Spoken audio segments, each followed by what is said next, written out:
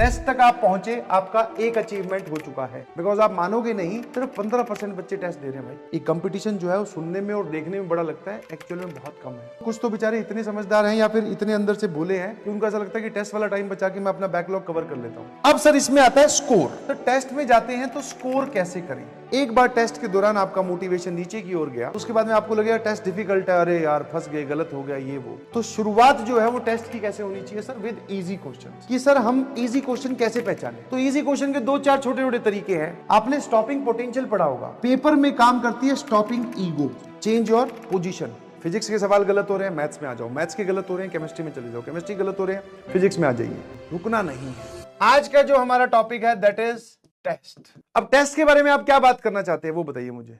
Test में लो marks आ रहे हैं। देखो पहली चीज, सबसे इंपॉर्टेंट बात, टेस्ट तक आप पहुंचे, आपका एक अचीवमेंट हो चुका है। बिकॉज आप मानोगे नहीं, सिर्फ 15% बच्चे टेस्ट दे रहे हैं भाई। 15% बच्चे टेस्ट दे रहे हैं, आप उन 15% में से हो। मैंने आपको क्या बोला था, ये कंपटीशन जो है वो सुनने में और देखने में बड़ा लगता है, एक्चुअल में बहुत कम है। आपके ही जो सहपाठी हैं, क्लासमेट्स जिनको आप बोलते हो, वो टेस्ट देने नहीं आते हैं। उनके अपने अपने बहाने हैं, दिमाग में एक अपनी दुनिया चल रही है। जिस दिन रिवीजन पूरा हो जाएगा, जिस दिन तैयारी पूरी हो जाएगी, उस दिन टेस्ट दूंगा। सर इसमें तो 11th के चैप्टर आ रहे हैं सर, मैं तो कुछ पढ़ लूंगा। सबके अपने अपने बहाने हैं। ऑल्दो कुछ तो बेचारे इतने समझदार हैं या फिर इतने अंदर से भोले हैं कि उनको ऐसा लगता है कि टेस्ट वाला टाइम बचा के मैं अपना बैकलॉग कवर कर लेता हूँ। ठीक है, आपका जो इनर इंस्टिंक्ट है वो पॉजिटिव है कि आपने पढ़ाई का टाइम बचाकर पढ़ाई को ही दिया, कम से कम टेस्ट छोड़कर खेलने तो नहीं गए। वो एक अलग कहानी है, वो एक सही तरीका नहीं है ना भाई। तो वैसे ही आप एक सेंस ऑफ अचीवमेंट टिक लगा सकते हैं कि आप टेस्ट अटेम्प्ट कर रहे हैं भाई। हाँ, अभी तो स्कोर वगैरह और वो सब क्या छोड़ें क्या करें, वो तो बाद की कहानी है। आप यहां तक पहुंच पाए, मतलब 100 बच्चे मुझे सुन रहे हैं, सिर्फ 15 ही बच्चे पहुंच पाए, यहां तक पहुंच गए बस। अब इससे पीछे मत हटना, मतलब ये मत करना कि अभी टेस्ट देना बंद कर दो, नहीं जी। अब सर इसमें आता है स्कोर। तो टेस्ट में जाते हैं तो स्कोर कैसे करें।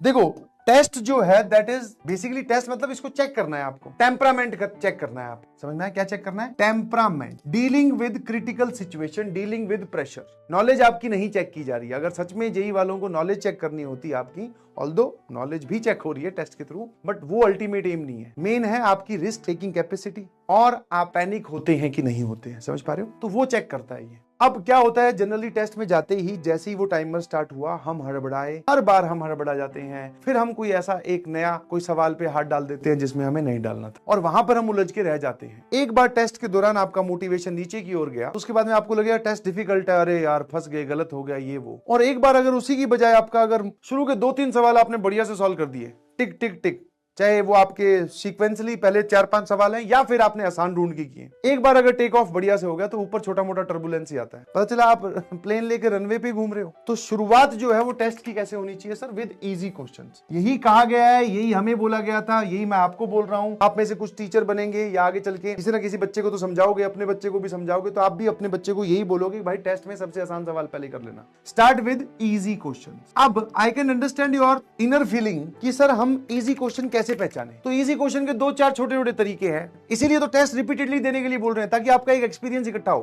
कि सर कई बार तो ऐसा होता है जिस सवाल हमें हल्का सा दिख रहा होता है, एक लाइन का, उस पे हाथ डालते पता चला वो 1 पेज का निकल गया। यस, ये तो बार बार आप कीजिए ना, तभी तो आपको पता चलेगा अरे भाई ये गड़बड़ कर देता हूं मैं। अगले टेस्ट में जाओगे फिर तुम्हारे सामने एक हल्का सा एक 1 लाइनर क्वेश्चन आएगा, तुम एक बार डर जाओगे, रुक जाओगे, बोले भैया पिछली बार भी एक 1 लाइनर आया था, स्टेटमेंट 1 लाइन की थी, बट जब उसको सॉल्व करने लगा तो पूरा 1 पेज भर गया। बोले कहीं वैसा तो नहीं है, इसको छोड़ो अगले बढ़ो। समझ पा रहे हो नहीं समझ पा रहे? तो start with easy question. Easy question मतलब जो इजी टॉपिक से हो, दिखने में इजी हो, जिसकी अपीयरेंस इजी हो, और जो ऑब्वियस टॉपिक्स होते हैं, इजी टॉपिक हो गया, डायरेक्टली फ्रॉम नोट्स हो। और अगर क्वेश्चन की कैटेगरी वाइज बात करें तो जेईई मेंस में जो 2 कैटेगरी आती है दैट इज सिंगल करेक्ट और इंटीजर टाइप, इसमें से इंटीजर टाइप थोड़ी सी इजी पड़ती है, ऐसा सिर्फ एक एक्सपीरियंस है। तो इजी क्वेश्चन से स्टार्ट। दूसरा सबसे इंपॉर्टेंट बात जो आपको इसमें ध्यान रखनी है टेस्ट में, नेवर स्टॉप। और यहां पर आपने स्टॉपिंग पोटेंशियल, आप फिजिक्स के स्टूडेंट हैं, अभी इलेक्ट्रोस्टैटिक्स खत्म हुआ होगा, आपने स्टॉपिंग पोटेंशियल पढ़ा होगा। पेपर में काम करती है स्टॉपिंग ईगो। फॉर एग्जांपल जैसे इस बार का सिलेबस मान लेते हैं कि हमारा एक चैप्टर आया सर एलसीडी और साथ में MoD, method of differentiation. Differentiation sir हमने क्लास 11th में भी पढ़ा है, हमें आसान भी लगता है, ऐसा कुछ खास उसमें खतरनाक नहीं है। तो हमने क्या किया, मैं एक एग्जांपल ले रहा हूं, हमारे टेस्ट में एक सवाल आया मेथड ऑफ डिफरेंशिएशन का, हमने उस पे हाथ डाल दिया और हम उसके बाद लगे हुए हैं सर। मैं कहा क्यों भाई, क्यों लगा हुआ है? बोले सर आसान चैप्टर है और हमें डिफरेंशिएशन आता है और मुझे इस टेस्ट में नंबर चाहिए। अब सर इस सवाल को तो मैं नहीं जाने दूंगा। तो जहां पर आपको ये फील आ जाती है कि इस सवाल को मैं नहीं जाने दूंगा, दैट मीन्स अब आपका दिमाग नहीं काम कर रहा है जी, अब आपकी ईगो काम कर रही है। क्योंकि अगर आपका दिमाग काम कर रहा होता तो वो आपको ये बोलता कि बेटा कहां उलझा हुआ है, या कहाँ उलझी हुई है? आगे और सवाल है, डिफरेंशिएशन के और सवाल होंगे, उन पे चलते हैं। इसको छोड़, किसी भी कारण की वजह से आप रुके मत, और सबसे बड़ा कारण यही होता है। अब बस आपको यही काम करना है कि आपको इस वाली चीज से ओवरकम करना है। कौन ओवरकम करवाएगा? मैंने आपको पहले भी एक एग्जांपल दिया था। अगर आप टेस्ट दे रहे हो और मैं आपके बगल में ऐसे खड़ा हूं, मैं सिर्फ इतना ही बोलूं, जैसे तू सवाल सॉल्व करना स्टार्ट करे, मेरी बस इतनी सी आवाज आए, मैं जवाब ना बताऊं, बस इतना ही, हाँ हाँ हाँ हाँ, तो ये मैं अलाउड नहीं है ना भाई मुझे, और मैं कितनों के पास जाके खड़ा हो सकता हूँ? बस ये जो आवाज है ना, बेटा नहीं, आगे बढ़ो, हाँ यहाँ सही है, रुक जाओ, ये काम आपको खुद ही करना है। और उसी के लिए बोला जा रहा है टेस्ट खूब सारे दो। कभी फिजिक्स पहले अटेम्प्ट करके देख रहे हैं, कभी मैथ्स पहले अटेम्प्ट करके देख रहे हैं, कभी सबके आसान सवाल पहले अटेम्प्ट करके देख रहे हैं, कभी मतलब पूरा सब्जेक्ट पहले अटेम्प्ट करके देख रहे हैं, फिजिक्स पूरी, फिर केमिस्ट्री पूरी, फिर मैथ्स पूरी, कभी मैथ्स पूरी, केमिस्ट्री पूरी, फिजिक्स पूरी। समझ पा रहे हो नहीं समझ पा रहे हो? कभी तीनों के आसान सवाल सबसे पहले, फिर सबके मीडियम वाले सवाल, फिर सबके डिफिकल्ट वाले सवाल। अलग अलग स्ट्रेटेजी हम अपना रहे हैं, क्योंकि हम अपनी एक स्ट्रेटेजी खुद ढूंढ रहे हैं। हम किसी की कही हुई तथाकथित बातों पर क्यों विश्वास करें? उसका अपना एक लेवल है, उसका अपना एक मेंटेलिटी है, उसकी अपनी एक सोच है, हम उस पे क्यों विश्वास करें? हम अलग अलग प्रैक्टिस करके देखेंगे, जिसमें हमारे नंबर बढ़िया आएंगे, जिसमें हमारे पास में टाइम बचेगा, जिसमें हमारी एफिशिएंसी निकल के आएगी, हम उस स्ट्रेटेजी को फॉलो करेंगे। ऐसा नहीं कह रहा हूं 2 ही टेस्ट दो, तीसरा टेस्ट डायरेक्टली मेंस का दे देना फाइनली वहां जाके, नहीं, बहुत सारे टेस्ट दो, ताकि आप अपनी स्ट्रेटेजी बदल के देख सको। और ये सब करने के, ये तो होता ड्यूरिंग द पेपर, अपने आप को समझाओ। आपको लग रहा है कि आप पैनिक कर चुके हैं, क्योंकि जब पैनिक करते हो तो अपने आप समझ में आ जाती है बात। पैनिक कर गए, 2 सवाल खराब हुए या गलत हुए, आंसर नहीं मैच किया, पैनिक कर गए, कोई बात नहीं, टेक ए ब्रेक, ठीक है, पानी पी लो, वॉशरूम जाके आओ, एक बार अपनी कुर्सी छोड़ दो, अपने आप को समझाओ कि ये जो 2 सवाल खराब हुए हैं या गलत हुए हैं, इनको सही करने में टाइम वेस्ट मत करो कि एक बार उसकी कैलकुलेशन चेक कर ली, फिर एक बार और सॉल्व करके देखा, उसमें और दिमाग लगा रहे, नहीं।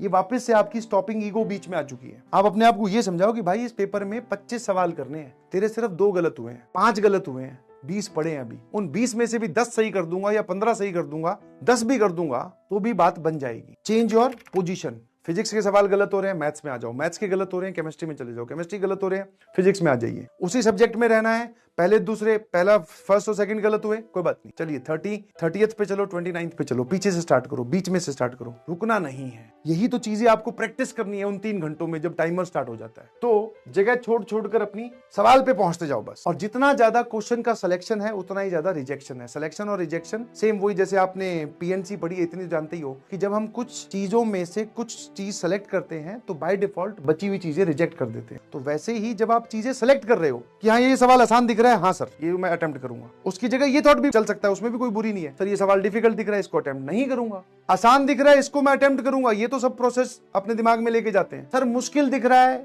मेरे जोन का नहीं है, नहीं अटेम्प्ट करूंगा, ये भी तो लेके जाओ ना। चाहे मेथड ऑफ डिफरेंशिएशन का ही सर आसान सवाल क्यों ना आ जाए, नहीं अटेम्प्ट करूंगा, क्या दिक्कत है? और ये मुश्किल सवाल क्यों ना आ जाए, नहीं अटेम्प्ट करूंगा, क्योंकि मुश्किल है, वो टाइम टेकिंग है। तो आपको कन्वर्ट करने हैं अपनी पढ़ी हुई नॉलेज को, मेहनत को मार्क्स में कन्वर्ट करना है with in this limit of time. ये होता है। और इसके बाद में जो सबसे इंपॉर्टेंट काम आता है, देखो मैं आपको बोल रहा हूं कि यहां पर सिर्फ 10% जनता पहुंच पाई। 100 बच्चे सुन रहे थे, टेस्ट देने सिर्फ 10 बच्चे आते हैं। इसके बाद वाला जो काम है, जो कि पोस्ट टेस्ट एनालिसिस, इसमें से भी सिर्फ 2 बच्चे यहां पहुंच पाते हैं।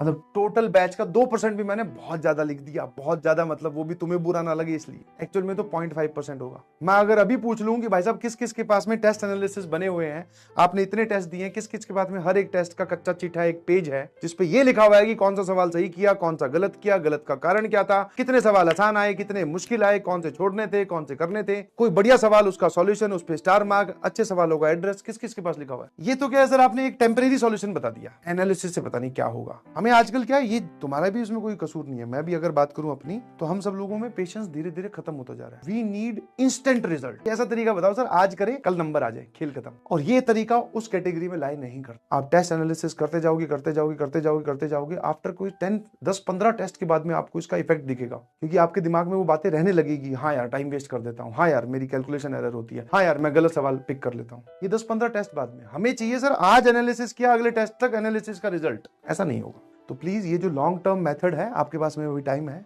ये अपनाइए और ये बेनिफिशियल होते हैं। और धन्य है वो लोग, मैं सच बोल रहा हूँ, जो टेस्ट देने ही नहीं आते। आप अपने आप बहाने बना लो ना भाई। सब जानता हूँ जो तेरे मन में बहाने हैं ना, सर रिवीजन अभी हुई नहीं है सर, मेरा तो बैकलॉग ही है सर, क्या करूंगा टेस्ट देके सर, इससे बढ़िया पढ़ लूंगा ना सर, सर वो नंबर कम आते हैं, पापा फिर डांटते हैं सर, बेइज्जती बहुत होती है सर, क्या करना है टेस्ट देके, सर टेस्ट लास्ट में दे दूंगा सर, मैं एक सीरीज खरीद लूंगा टेस्ट की। पीडब्ल्यू के सारे टेस्ट जितने भी हुए हैं सर, वो तो ऐप पे अटेम्प्ट कर ही सकते हैं। मुझे समझा रहा है वो। पीडब्ल्यू के तो सारे टेस्ट हमारे पास रहते ही हैं। मैं एक टेस्ट सीरीज और अटेम्प्ट मतलब खरीद लूंगा मार्केट से कोई, या पीडब्ल्यू की कोई आएगी वो खरीद लूंगा। मैं खूब सारे टेस्ट तब दे दूंगा, एक बार मैं पढ़ लेता हूँ। दिस इज समथिंग लाइक कि आप एक आर्किटेक्ट के, आप एक नए मान लो, ऐसा समझो कि आप आर्किटेक्ट बने हो, आप घर बना रहे हो, मिट्टी का कोई खिलौना बना रहे हो। आपने क्या किया, एक सेकंड बोले आर्किटेक्ट को, बोला उधर मुंह कर ले, मैं पूरा बना देता हूँ। बोले लो भैया देखना कैसा बना है। वो बोलेगा भाई साहब ये क्या कर दिया, सर की जगह पैर, पैर की जगह सर। रेदर देन कि आप उसको बोलो इधर ही ध्यान रखो, मैं बना रहा हूँ, तू बताते रहना जहां गड़बड़ हो। तो सेम काम तो आप कर रहे हो। टेस्ट कब दूंगा, आखिरी में। आखिरी में तेरी प्रिपरेशन चल रही होगी कि खत्म हो चुकी होगी। टेस्ट का काम होता है तुझे बताना कि अरे भाई गड़बड़ कर रहा है, इसको सही कर भाई। तेरी मैथ्स में नंबर कमा रहे हैं, मैथ्स पढ़नी स्टार्ट कर। तू फिजिक्स में बहुत ज्यादा कैलकुलेशन एरर करता है, फिजिक्स पे थोड़ा ध्यान दे, क्वेश्चन प्रैक्टिस ज्यादा कर। ये टेस्ट का काम है तुझे बताने का। और तू ये बात उससे कब पूछेगा, जब तू अपनी पूरी प्रिपरेशन खत्म कर चुका होगा लास्ट में, कि बोले भैया अब घूम के बताना जरा, मैंने पूरी प्रिपरेशन कर ली अपनी, एक बार बताना ये सही की है कि गलत की है। वो बोले अब मुझसे क्यों पूछ रहा है, अब जा सीधा मेंस में पहुंच जा। वहां जाके वो मेंस वाले अपने आप बता देंगे, मुझसे मत पूछ। बोले जब मुझसे पूछना था तब तो तूने पूछा नहीं। ये तुम्हारी और टेस्ट की कन्वर्सेशन हो रही है कि मेरा काम था कि तेरी चलती हुई प्रिपरेशन में मॉडिफिकेशन करने, कि यहाँ तेरी गड़बड़ हो रही है इसको सही करो, अगले टेस्ट में गए ये गड़बड़ हुई है इसको सही करो। वो तुमने किया नहीं। लास्ट में जब प्रिपरेशन पूरी कंप्लीट होगी, जैसे जैसे जो तुमने पढ़ना था, जो सॉल्व करना वो कर लिया, अब टेस्ट को बोल रहे भाई साहब एक बार देख के बताना, नजर मार के कैसी करी है प्रिपरेशन। अपनी तरफ से तो मैंने बेस्ट ही करी है। वो कहेगा तूने अपनी तरफ से तो बेस्ट की है, कोई बात नहीं, बट ये दूसरों के कंपैरिजन में ना वर्स्ट है। I hope you can feel me. Test दीजिए, बार बार बोला जा रहा है, there is significant logic behind that. And safe score is 50 बार तो बचा चुका हूं। सुनने से क्या स्कोर कम हो जाएगा क्या, मतलब तुम ये बोलने लगोगे सर एक दिन यही बोल दे। Safe score is 30 marks in mathematics, sorry 30 marks in complete, 10-10 marks तीनों में ले आओ। तुम्हारे ही बैच में सेफ स्कोर मैं कम से कम 50 बार बता चुका हूं। और अगर किसी ने सुना हो ध्यान से, कोई एक तो होगा सुना, एक बार लिख के बताना चैट में क्या बता रखा है। तुम्हें है कि बस भाई एक बार और बता दो सर। पिछली बार तो आपने 180 बता दिया सर, 180। सेफ स्कोर थोड़ा 30 मार्क्स नहीं हो सकता, 20? बोलो भैया देख लो एक बार, जिसको सेफ स्कोर नहीं पता चैट की स्पीड देख ले, ठीक है।